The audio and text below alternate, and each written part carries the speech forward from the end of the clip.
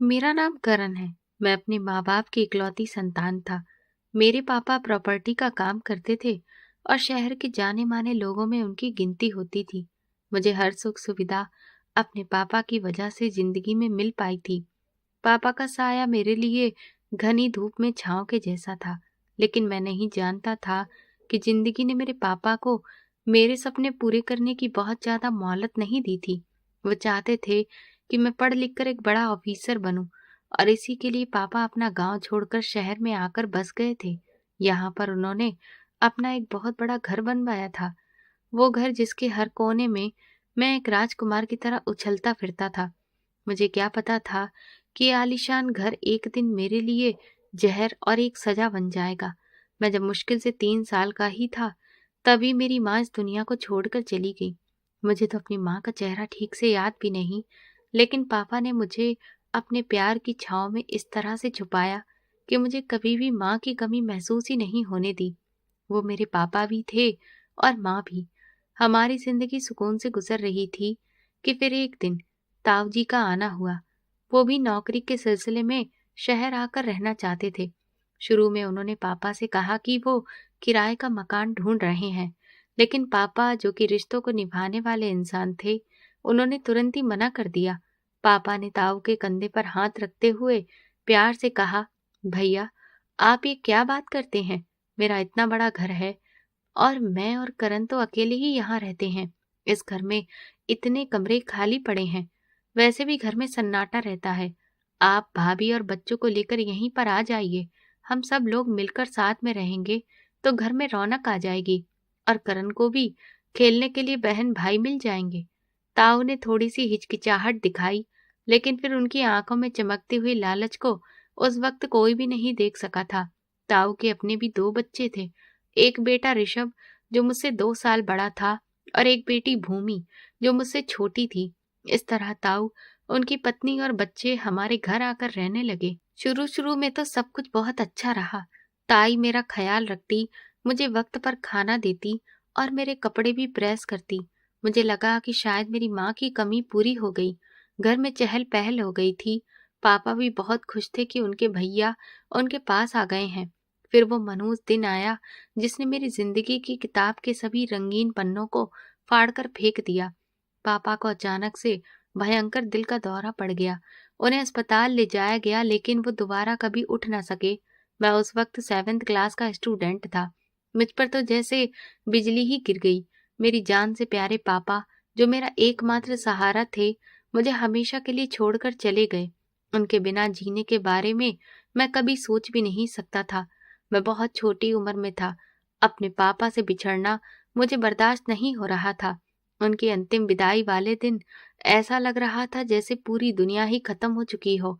लोग मेरे सिर पर हाथ फेर कर मुझे तसल्ली दे रहे थे, लेकिन मेरी आंखें सिर्फ अपने पापा के उस ठंडे पड़े हुए वजूद को देख रही थी। पापा के जाने के बाद मेरी जिंदगी, मेरी दुनिया, सब कुछ उजड़ गया। ताऊ जो कल तक मेरे पापा के सामने भीगी बिल्ली बनकर रहते थे, उनकी हर बात में हाँ मिलाते थे, अचानक से बदल गए, क्योंकि वो हद से ज्यादा लालची थे। सच्चाई तो ये थी कि उन्हें सिर्फ मेरे पापा की जायदाद से मतलब था। मैं, जो कि इस प्रॉपर्टी का इकलौता वारिस था, उसे सब पता था और मेरे ताऊ अब मालिक बनकर बैठ गए। पापा के जाने के बाद घर का नक्शा पूरी तरह से बदल गया। ताऊ ने पापा के बिजनेस का कंट्रोल संभाल लिया। शुरू में उन्होंने मुझे झूठा दिलासा दिया कि तुम घबराना मत बेटा, मैं तुम्हारे पापा की जगह पर ही हूँ, लेकिन ये सिर्फ कहने की बातें थीं। कुछ ही हफ्तों में उनका व्यवहार बहुत ही ज्यादा कड़वा होने लगा। एक सुबह मैं स्कूल जाने के लिए तैयार हो रहा था कि ताऊ कमरे में आए और अपने चेहरे पर एक अजीब सी सख्ती रखकर बोले, करण, ये यूनिफॉर्म उतार दो। उनके उस रूखे अंदाज को देखकर मैं हैरान रह गया। मैंने डरते हुए पूछा, क्यों ताऊ जी, क्या आज मैं स्कूल नहीं जाऊंगा? उन्होंने बड़ी ही बेरुखी से मुझे घूरा और बोले कि अब तुम्हें स्कूल जाने की कोई जरूरत नहीं है। तुम्हारे पापा के मरने के बाद बिजनेस के हालात काफी खराब हैं और इसीलिए मैं तुम्हारी इतनी भारी भरकम फीस चुका नहीं सकता। घर का खर्चा चलाना ही बहुत मुश्किल हो रहा है। ऊपर से तुम्हारी पढ़ाई का बोझ भी मैं नहीं उठा सकता। ये सुनते ही मेरी आंखों में आंसू आ गए। मैंने कहा, पर ताऊ, पापा तो कहते थे कि हमारे पास तो बहुत पैसा है, फिर अचानक सारा पैसा खत्म कैसे हो गया? मैं तो पढ़ना चाहता हूँ, प्लीज मुझे स्कूल जाने दीजिए। उन्होंने आगे बढ़कर मुझे बाजू से पकड़कर झंझोड़ा और गुस्से से बोले, तुम मुझसे जुबान लड़ाते हो? जितना कह रहा हूं उतना करो। आज से तुम्हारा स्कूल जाना बंद। मैंने रमन के होटल पर बात कर ली है। तुम कल से वहां पर काम पर जाओगे। घर में मुफ्त की रोटियां तोड़ने की आदत मैं किसी को भी नहीं डालने दे सकता। मैं उनके सामने रोता रहा, गिड़गिड़ाता रहा, लेकिन उन्हें मुझ पर दया नहीं आई। वो चले गए और मैं वहीं फर्श पर बैठकर अपने पापा को याद करता रहा। अगले ही दिन मैंने देखा कि ऋषभ उसी स्कूल की वैन में बैठकर जा रहा था जिस स्कूल में मैं पढ़ता था। मुझे पैदल शहर के एक धूल मिट्टी से भरे हुए चाय के होटल में जाना पड़ा। मेरे पापा की जमा पूंजी ताऊ दिल खोलकर खर्च कर रहे थे और मुझे एक चाय के होटल पर काम करने के लिए लगा दिया गया था।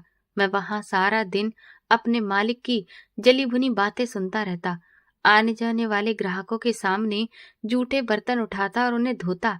शाम को जब मैं थककर घर लौटता तो मुझे पूरे शरीर में बहुत दर्द महसूस होता। एक रात मैं घर आया तो ताऊ आंगन में कुर्सी पर टांग रखकर बैठे सिगरेट पी रहे थे। मैंने डरते डरते दिन भर की कमाई उनके हाथ पर रखी। उन्होंने नोट गिने और फिर बड़े ही नफरत भरे अंदाज में मेरी तरफ देखा। बस इतने ही है? उनकी आवाज में गरज थी। आज सिर्फ इतने ही रुपए? क्या सारा दिन तू वहां पर मक्खी मारता रहता है? मैंने कांपती आवाज में जवाब दिया, नहीं ताऊ जी, आज ग्राहक काफी कम थे और मालिक ने भी कुछ पैसे काट लिए हैं क्योंकि मुझसे एक गिलास टूट गया था। ताऊ ने गुस्से से हाथ उठाया और मेरे मुंह पर एक जोरदार थप्पड़ लगा दिया। कमबख्त, काम भी ठीक से नहीं करता, कामचोर कहीं का, और ऊपर से नुकसान भी करता है। मुफ्त की रोटियां तोड़ना चाहता है तो ये सब यहाँ नहीं चलेगा। चल जा, निकल जा यहाँ से। मेरी नजरों के सामने अब दोबारा मत आना। मैं रोता हुआ किचन की तरफ चला गया जहां मेरी ताई बर्तन धो रही थी। मुझे बहुत तेज भूख लगी थी क्योंकि दोपहर में भी मुझे होटल पर सिर्फ थोड़े से चावल ही खाने को मिले थे। मैंने उनसे कहा कि मुझे खाना दे दीजिए, बहुत भूख लगी है। उन्होंने मुड़कर मुझे देखा तो उनकी आंखों में नफरत साफ दिख रही थी। उन्होंने एक बासी रोटी और थोड़ी सी दाल एक प्लेट में डाली और बड़े ही तीखे अंदाज में बोली, बड़ा आया राजकुमार बन रहा है, सारा दिन बाहर सिर्फ आवारागर्दी करता है और शाम को यहाँ मुंह उठाकर मुफ्त की रोटी तोड़ने आ जाता है। ये तुम्हारे बाप का होटल नहीं है जो हर वक्त खाना तैयार मिले। जल्दी से खाओ और फिर जाकर बर्तन भी धोना।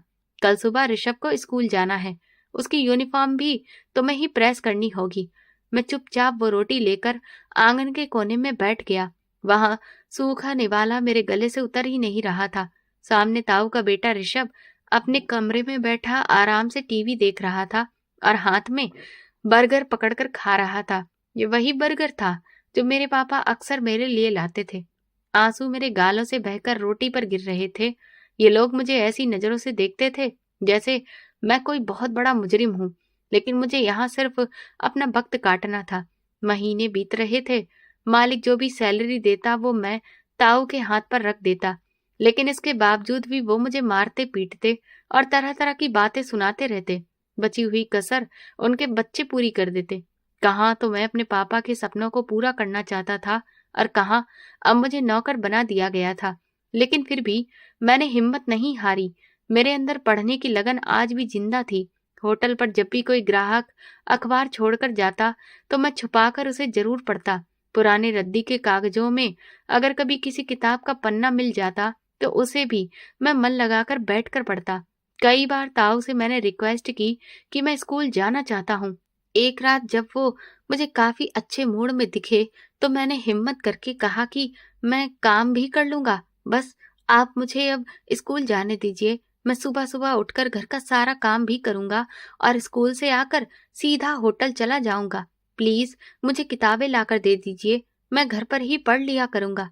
लेकिन उन्होंने सिगरेट का कश लगाते हुए धुआं मेरे मुंह पर छोड़ते हुए बड़े ही घमंडी अंदाज में हंसकर कहा, पढ़ लिख कर क्या करेगा? तुझे क्या लगता है तू कोई अफसर बन जाएगा? तेरी किस्मत में अब सिर्फ ये प्लेटें धोना ही लिखा है। तुम यहाँ चाय के होटल पर काम करते हो, वही काम करो।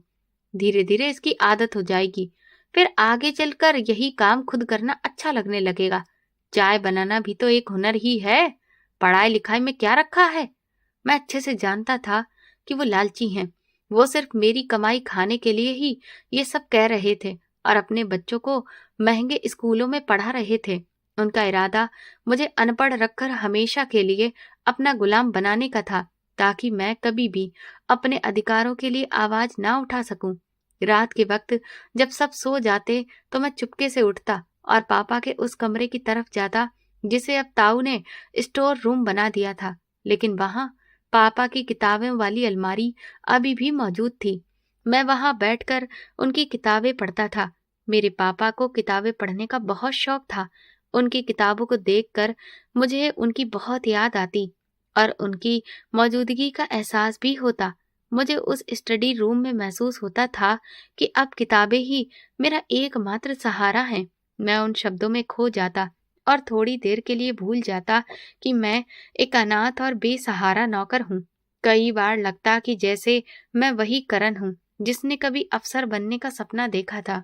जिंदगी इसी तरह जुल्म की चक्की में पिस रही थी कि एक दिन ताऊ के बेटे ऋषभ ने एक ऐसी फरमाइश कर दी जिसने मेरे बचे हुए सहारे को भी खतरे में डाल दिया। ऋषभ बड़ा हो रहा था और उसे अपनी प्राइवेसी और आजादी चाहिए थी। इसी फरमाइश ने घर में एक नए तूफान की बुनियाद रखी, एक ऐसा तूफान जो मुझे मेरे अतीत की एकमात्र निशानी से भी अलग करने वाला था। पापा, मुझे अपने दोस्तों को घर बुलाते हुए भी शर्म आती है, ऋषभ ने खाने की टेबल पर टांग रखते हुए कहा और मुंह बनाकर सामने रखी प्लेट को दूर सरका दिया। उसके अंदाज में एक अजीब सी जिद थी जो अक्सर उसकी बातों में झलकती थी। तब ताऊ ने खाना खाते हुए हाथ रोका और बड़े ही प्यार से अपने बेटे की तरफ देखा। उनकी आंखों में ऋषभ के लिए वो लगाव था जिसके लिए मैं तरस गया था। क्या हुआ मेरे शेर बेटे, किसी ने कुछ कहा है क्या? उन्होंने प्यार से पूछते हुए कहा।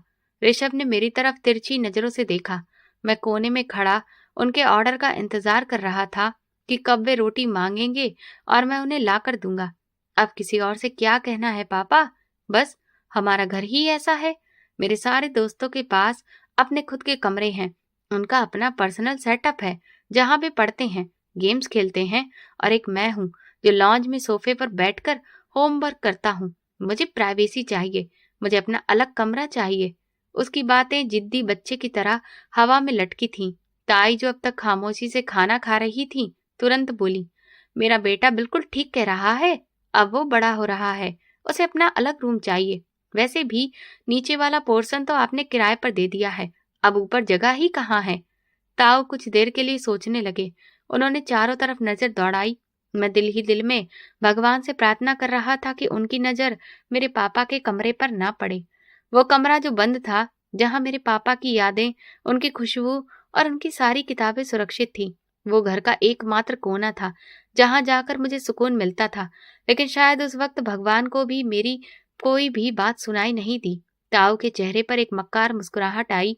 उन्होंने अपनी मूंछों को ताव दिया और फैसला सुनाते हुए बोले, अरे कोई दिक्कत नहीं है, ये घर तो अपना ही है, तो जगह की कमी कैसी?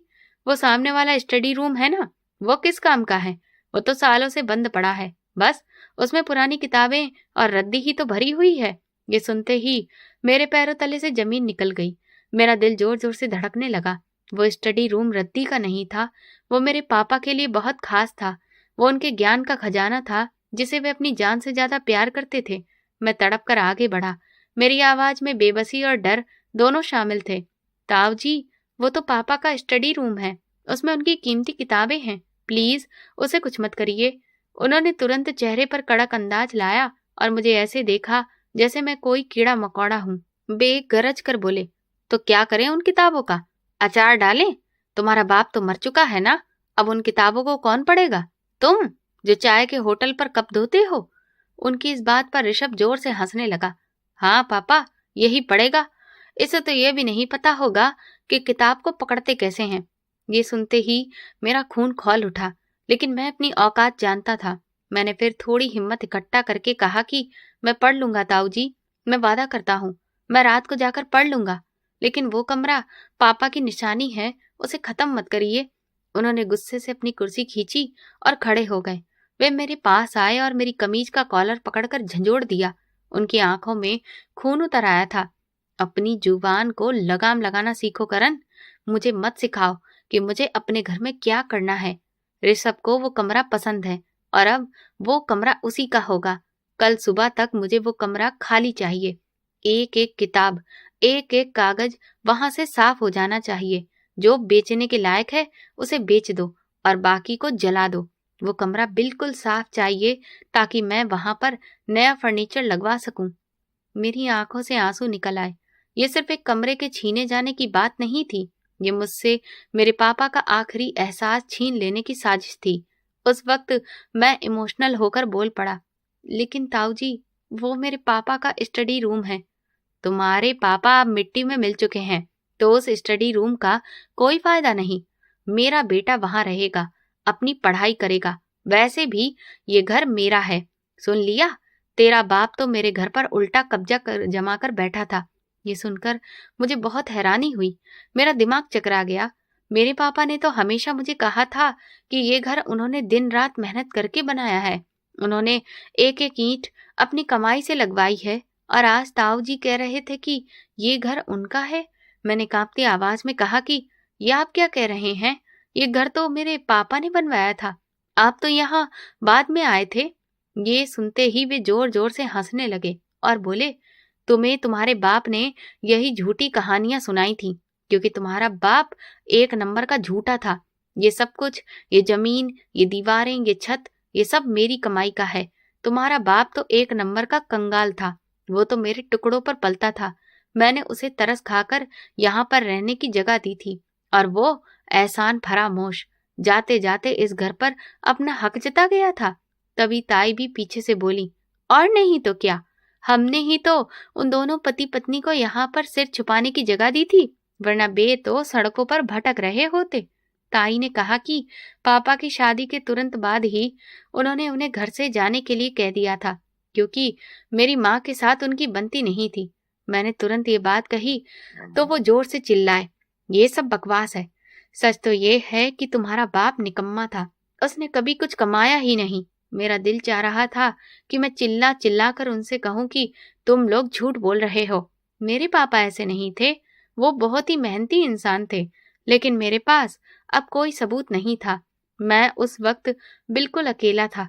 मेरे सामने 3 ऐसे लोग खड़े थे जो झूठ को इतनी सफाई से बोल रहे थे कि सच भी उसके आगे शर्मा जाए। मैं ये नहीं जानता था कि सच क्या है और झूठ क्या। मैं तो सिर्फ अपने पापा की बातों पर यकीन करता था। उनकी आंखों में नजर आने वाली सच्चाई पर भरोसा करता था। लेकिन आज वो नहीं थे और मैं इन जालिम लोगों के बीच घिरा हुआ था। ताऊ ने आखिरी फैसला सुनाते हुए कहा कि मुझे और बहस नहीं करनी है। अभी जाओ और कमरा खाली करना शुरू करो।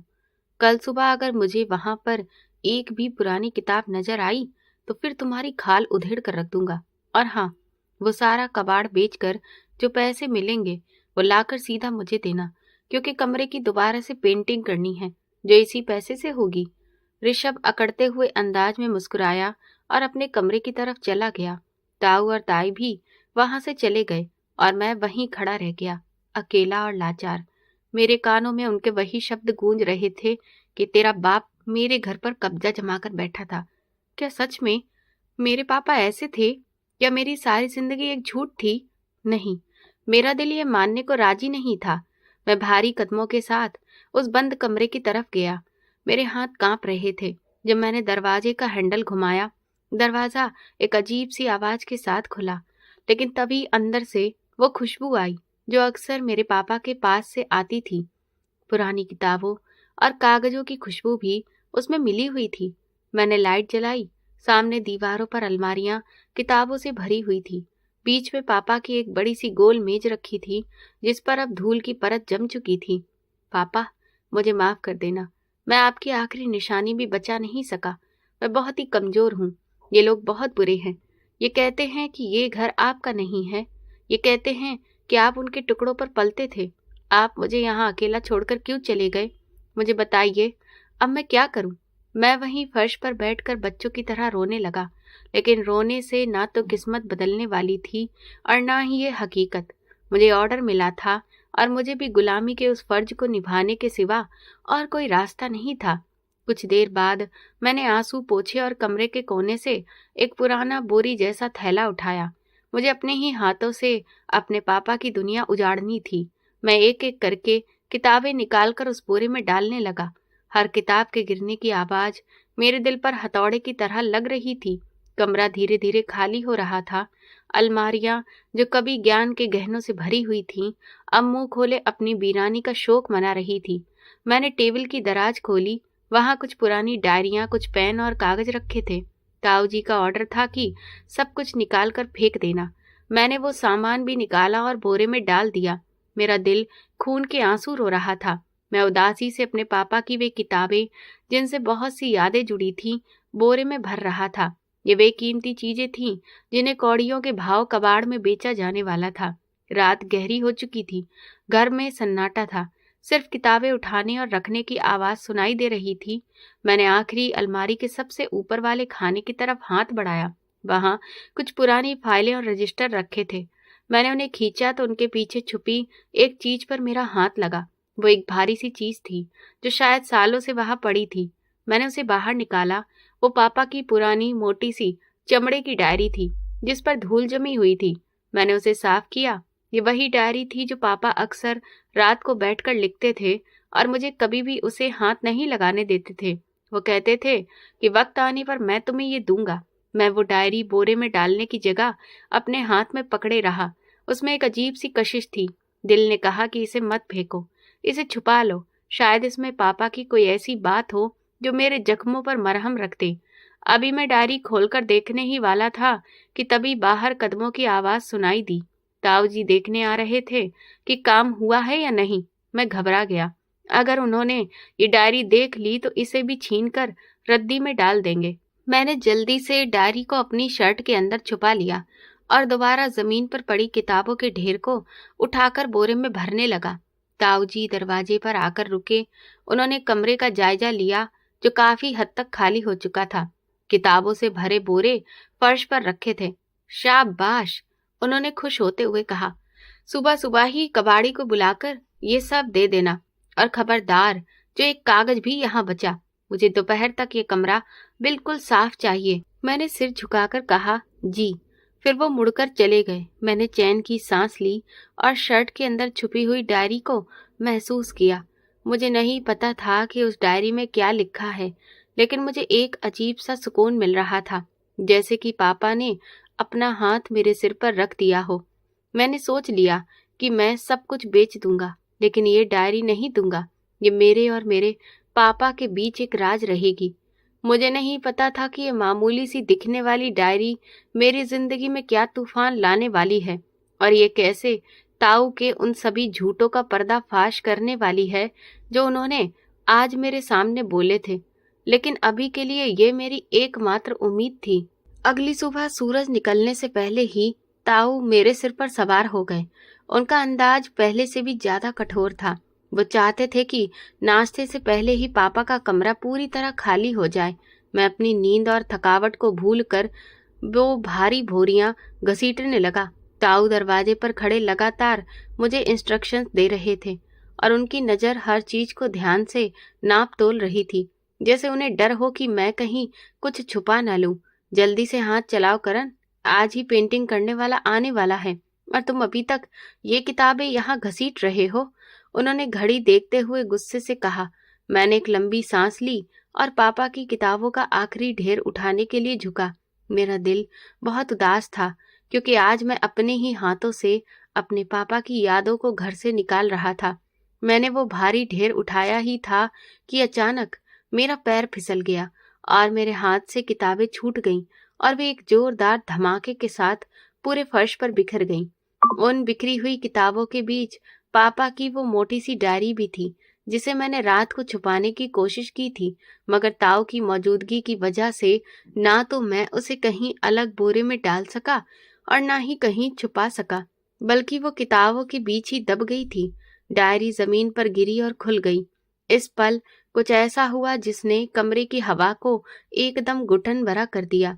डायरी के पन्नों के बीच से एक मुड़ा हुआ पुराना सा स्टाम्प पेपर निकलकर फर्श पर गिर पड़ा। ताऊ जी, जो मुझे डांटने के लिए आगे बढ़े थे, अचानक रुक गए। उनकी नजरें उस स्टाम्प पेपर पर टिक गईं। मैंने देखा कि उनके चेहरे का रंग ऐसे उड़ गया जैसे किसी ने उनका सारा खून निचोड़ लिया हो, और उनकी आंखें फटी की फटी रह गईं। मैं हैरान हो गया। मैंने झुककर वो स्टाम्प पेपर उठा लिया। मेरी नजर उस पर लिखे हुए शब्दों पर पड़ी। इतना तो मैं पढ़ना लिखना जानता ही था कि कानूनी जुबान को समझ सकूं। मेरे दिल की धड़कन तेज हो गई।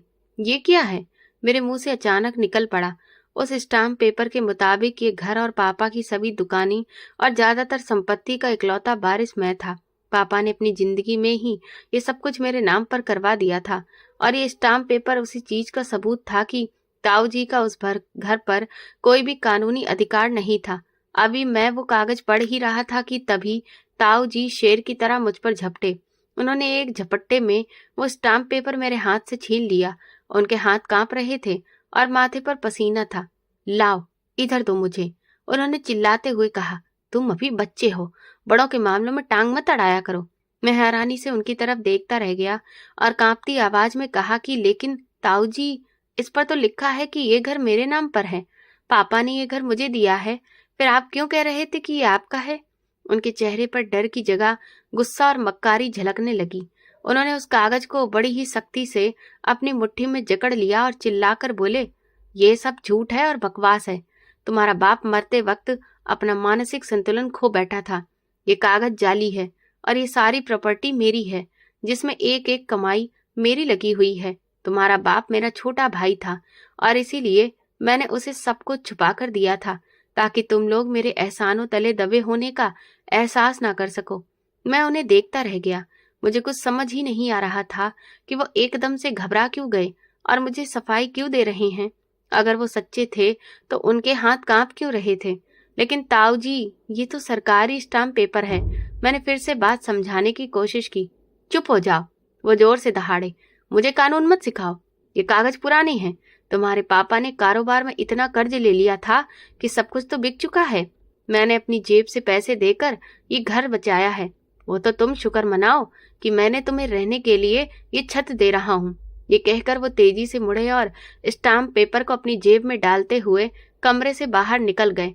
वो इतने घबराए हुए थे कि उन्होंने जमीन पर पड़ी हुई उस डायरी की तरफ ध्यान ही नहीं दिया जिसमें से वो कागज निकला था। उन्हें लगा कि शायद असली खतरा तो वही कागज था जिसे उन्होंने अपने कब्जे में ले लिया है। मैं वहीं पत्थर बना खड़ा रहा। मेरे दिमाग में तूफान उठ रहा था। उनका व्यवहार साफ बता रहा था कि वो झूठ बोल रहे हैं। अगर वो सच्चे होते तो कागज छीन कर भागते नहीं, बल्कि मुझे समझाते। मैंने नीचे झुककर पापा की वो डायरी उठाई। मेरे हाथ कांप रहे थे। मैंने उसे खोला और उसके पहले ही पन्ने पर पापा की खूबसूरत लिखावट में मेरा नाम लिखा था। मैंने पन्ने पलटने शुरू किए।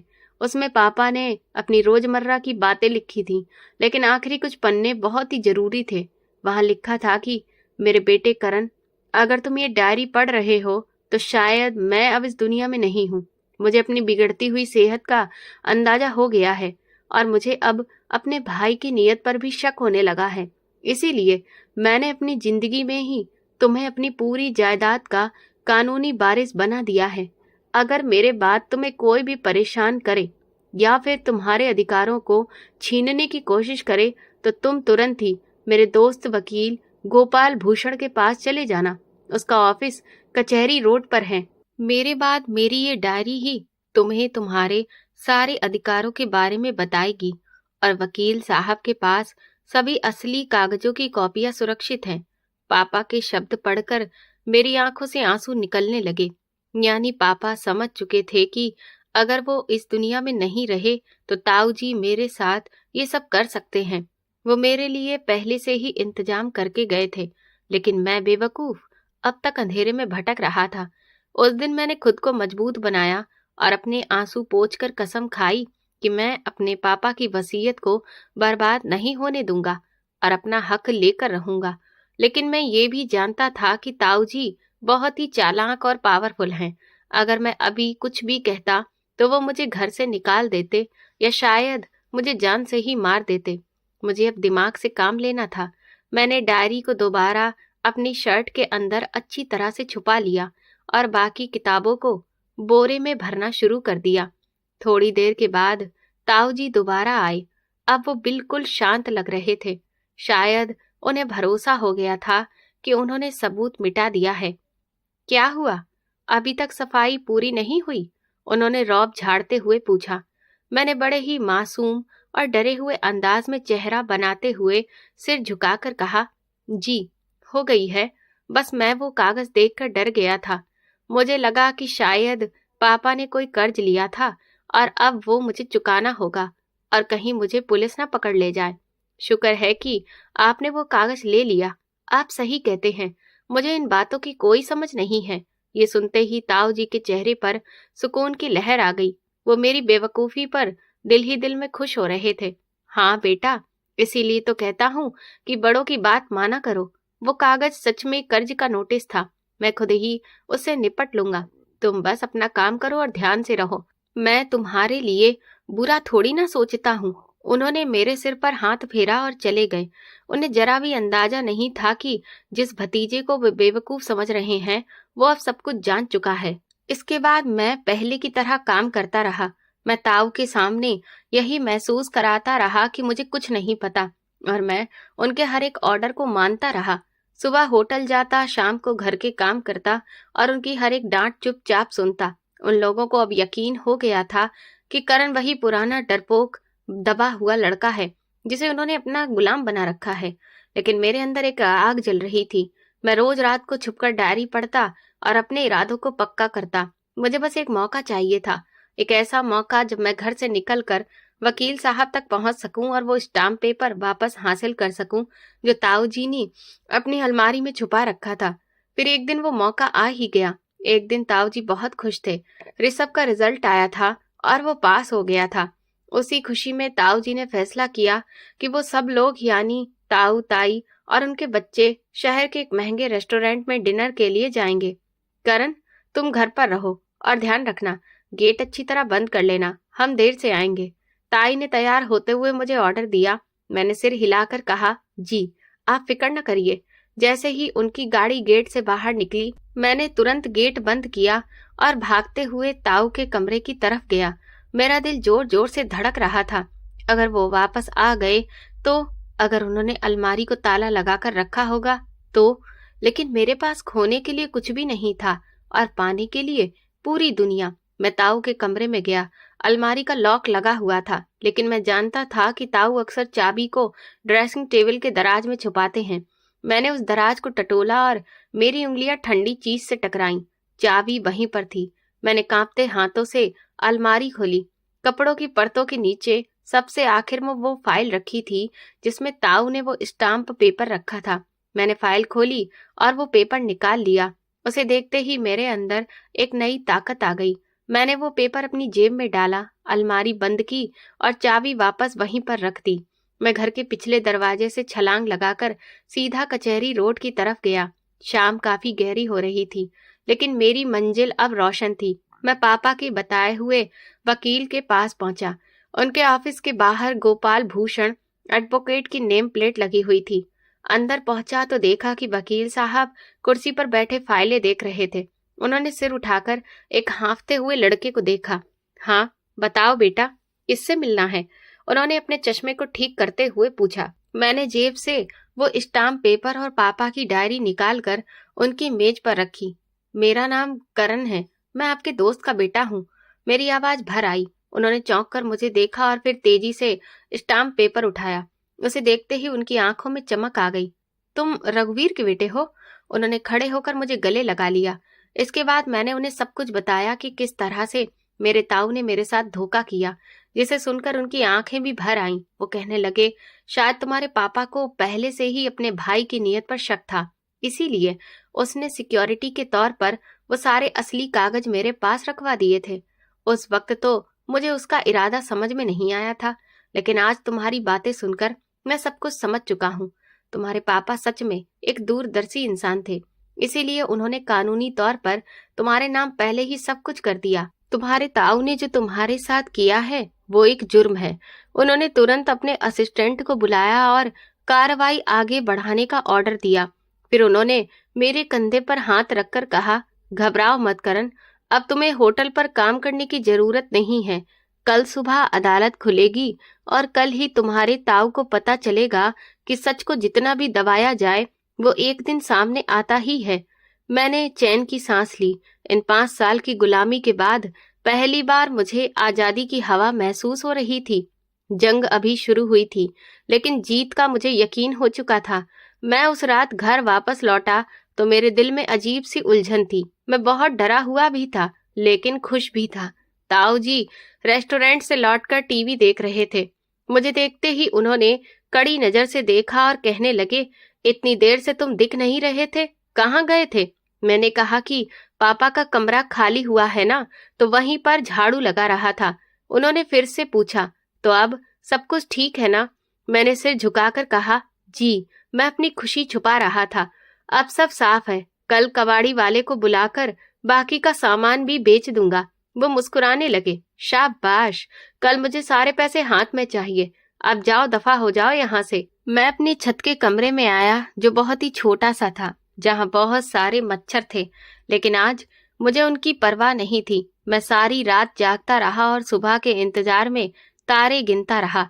मुझे यकीन नहीं हो रहा था कि ये मेरी गुलामी की आखिरी रात है। अगली सुबह जब ताऊ जी नाश्ते की टेबल पर बैठे बहुत खुश हो रहे थे और ऋषभ को बता रहे थे कि वो स्टडी रूम में उनके लिए कौन सा नया फर्नीचर लगवाने वाले हैं, तभी अचानक दरवाजे पर जोरदार दस्तक हुई। ताऊ जी ने मुझे इशारा किया कि दरवाजा खोलो, लेकिन इस बार मैं अपनी जगह से नहीं हिला। मैं वहीं खड़ा रहा। दस्तक तेज हो गई। ताऊ जी गुस्से से बड़बड़ाते हुए खुद ही उठे कि इस घर में नौकर होते हुए भी मुझे ही काम करना पड़ता है। जैसे ही उन्होंने दरवाजा खोला, सामने पुलिस के साथ वकील साहब भी थे। उन्हें देखकर ताऊ के हाथ से चाय का कप छूटकर गिरा, जिससे पूरे घर में आवाज गूंज गई। मैं वकील साहब के पास तुरंत जाकर खड़ा हो गया। मेरी नजर झुकी थी, लेकिन मेरा सिर गर्व से ऊंचा था। ये क्या बदतमीजी है? पुलिस मेरे घर में क्या कर रही है? आप लोग नहीं जानते कि मैं कौन हूँ? ताऊ जी ने रौब झाड़ने की कोशिश की, लेकिन उनकी आवाज में वो दम नहीं था जो पहले हुआ करता था। उनका चेहरा सफेद पड़ चुका था। पुलिस इंस्पेक्टर ने आगे बढ़कर एक कागज उनके सामने लहराया। हम अच्छी तरह जानते हैं कि हम कौन हैं और आप कौन हैं।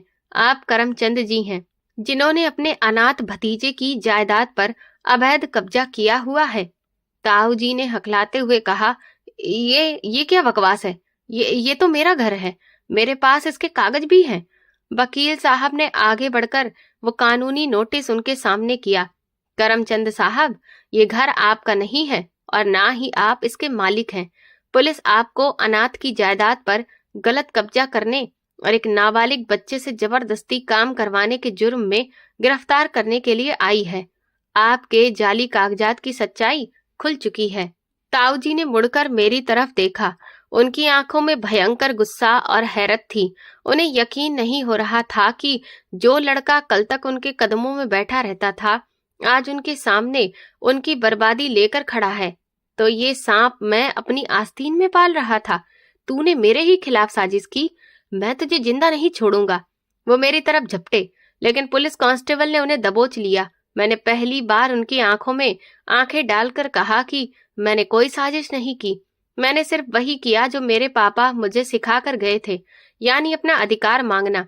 आपने तो कहा था कि ये घर आपका है, लेकिन ये स्टाम्प पेपर कहता है कि आप झूठे हैं। आपने मेरे पापा के प्यार का सिला मुझे बेइज्जत करके दिया। ताई जी और ऋषभ भी बाहर निकल आए और ये नजारा देखकर पत्थर के बन गए। पुलिस ने ताऊ जी को हथकड़ी लगाई और गाड़ी में बिठा लिया। मोहल्ले वाले तमाशा देख रहे थे, वही मोहल्ले वाले जिनके सामने ताऊ जी खुद को बहुत बड़ा अमीर दिखाते थे। मामला अदालत में चला। अगले 2 हफ्ते मेरी जिंदगी के सबसे मुश्किल लेकिन उम्मीद भरे दिन थे। अदालत का कमरा खचाखच भरा था। ताऊ जी कटघरे में खड़े थे और अभी भी अपनी अकड़ बरकरार रखने की कोशिश कर रहे थे, हालांकि अंदर से वो टूट चुके थे। उनके वकील ने एड़ी चोटी का जोड़ लगाया कि किसी तरह मुझे झूठा साबित कर सके।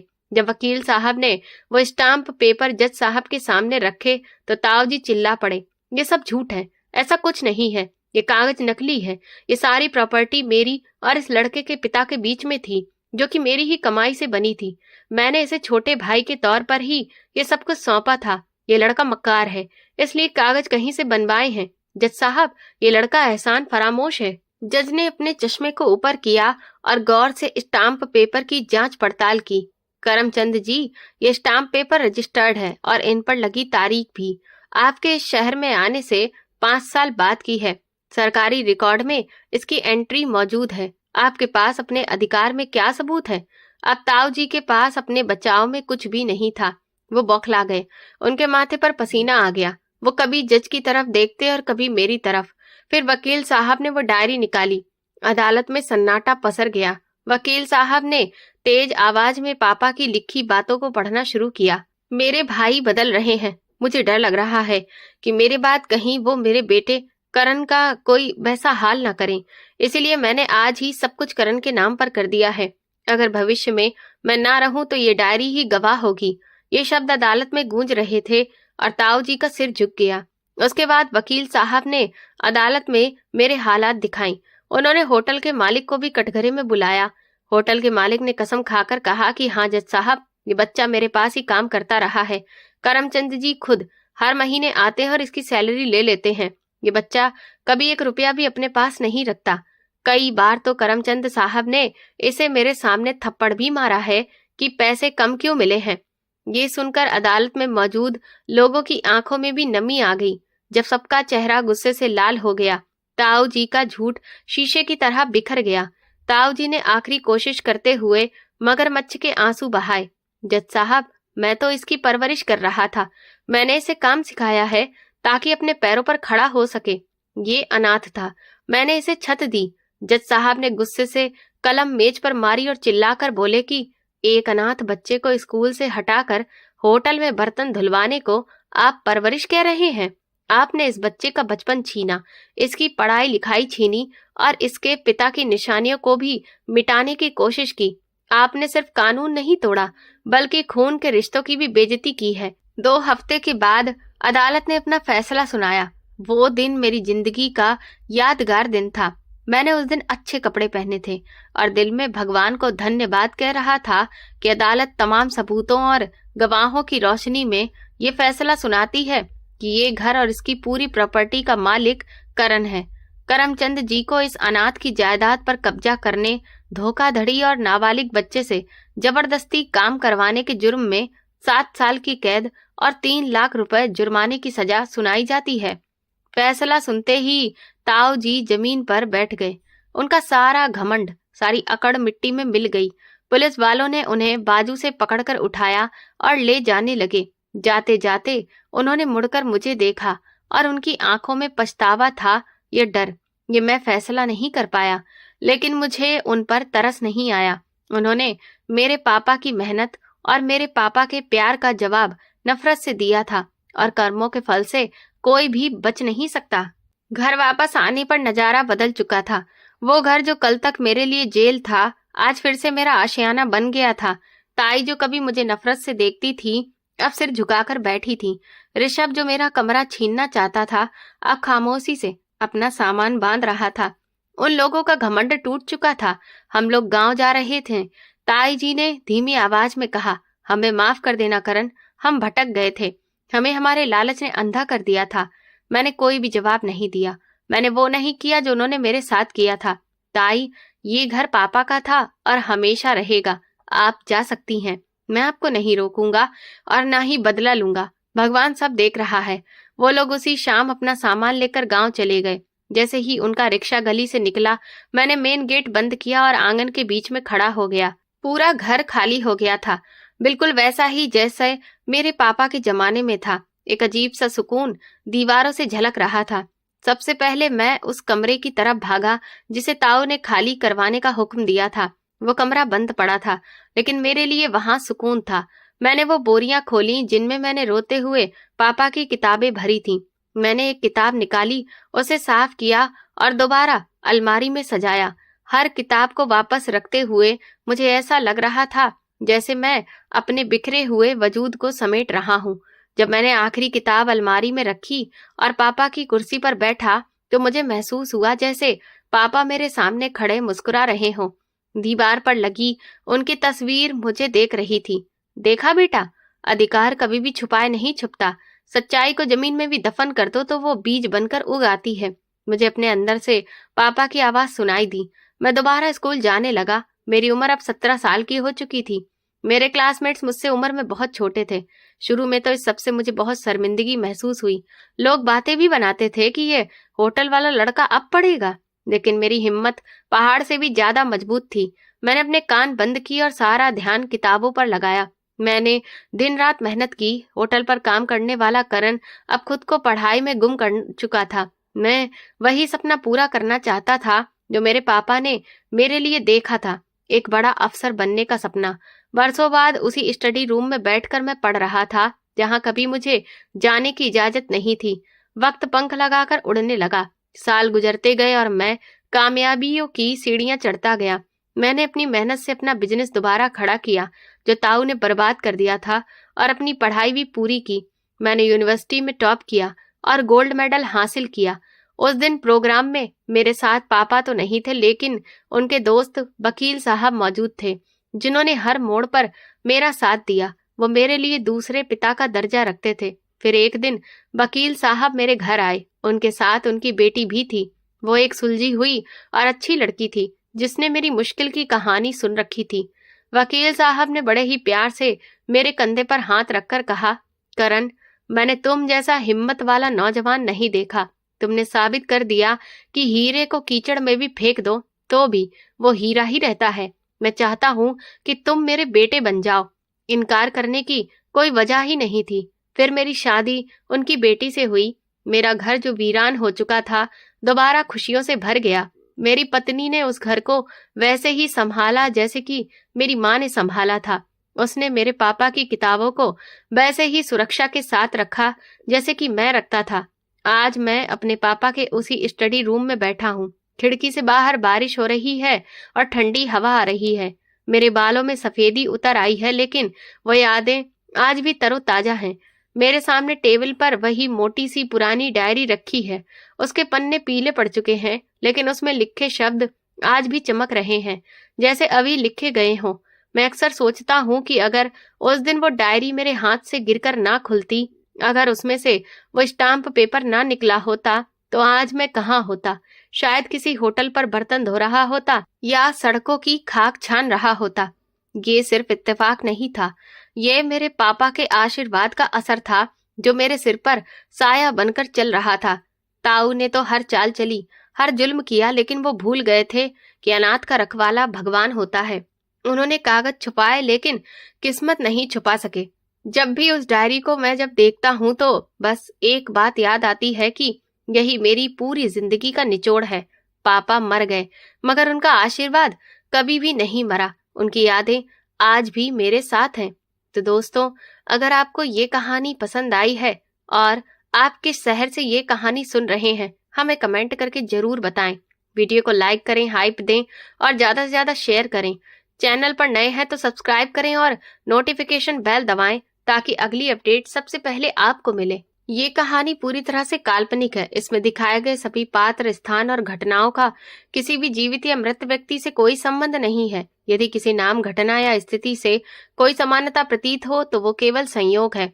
इस कहानी का उद्देश्य किसी धर्म, समाज या व्यक्ति की भावनाओं को ठेस पहुंचाना नहीं, बल्कि एक सामाजिक संदेश देना है। धन्यवाद।